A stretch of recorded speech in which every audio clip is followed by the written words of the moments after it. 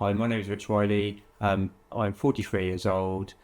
I used to be a paramedic for the London Ambulance Service and South Central Ambulance Service. I joined the ambulance service when I was 19, and I think I retired when I was 37.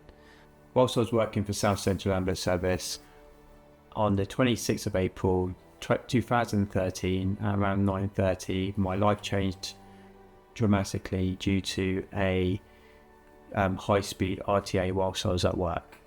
My ambulance had a collision into a tree about 70 miles an hour due to someone pulling out in front of the ambulance. I was treating a patient in the back of the ambulance unrestrained, so I slid off the seat and hit the bulkhead of the ambulance. My crewmate and the patient both died in the ambulance, and the patient's relatives got severely injured as well. The injuries, I sustain life-changing injuries due to the high-speed impact and not wearing a seatbelt.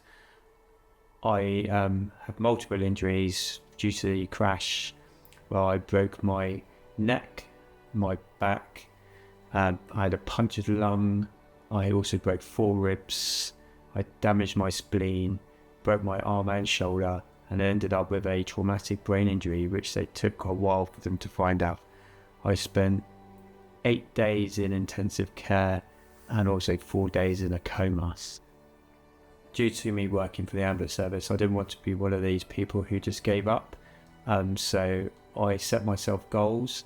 One of my first ever goal was to climb Kilimanjaro. In doing so, I had to do a lot of training, and I had about 2 years to get fit to climb Kilimanjaro, which I did in 2015. My main problem is that my memory isn't very good at all, so I forget anything I do, whereas before my memory was really good, so I would remember everything. And that's how my life changed the most, is not remembering things I've done. So I suppose it's really living in the moment, because you don't really remember anything that happened last week. What motivates you about recovering is to try and get back to a sort of normal. So you have to have a bit of motivation, and if you don't have the motivation, then you won't ever recover. Whilst working for the ambulance service, I used to go to many patients who had actually lacked the motivation to recover from injuries that they had, so therefore that affected their mental health. They ended up becoming more ill, or not bedbound, but more like housebound, and then they'd make a mountain out of anything that had gone wrong. And also, when you work for the ambulance service, you also see the positive side. So that's the negative side, but you also see people who are in more of a worse state, and they actually do quite a lot of things. So like for instance, I climbed Kilimanjaro with a brain injury after breaking my back, but somebody's also done it with no arms and legs.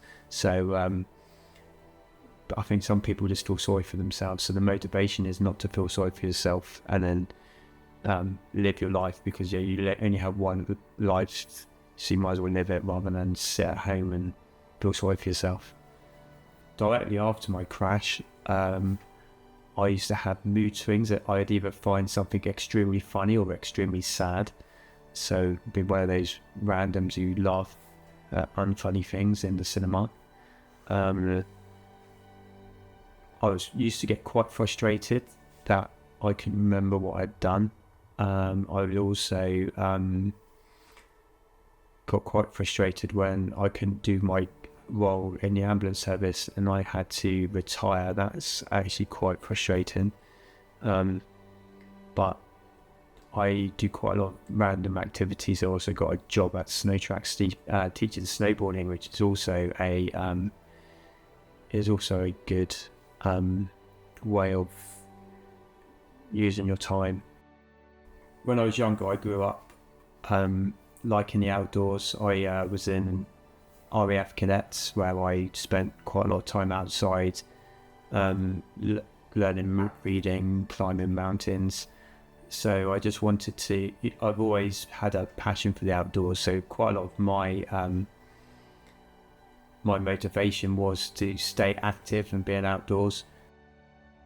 There's hope for anyone, regardless what injury they have. You just got to be motivated enough to find a way around something. And it's very easy to feel sorry for yourself. And this is how you can end up going into a rabbit hole of depression and thinking you're not good enough, and also that your life is a bit worthless. So the only way of doing that is by being positive, doing positive things, and getting out there.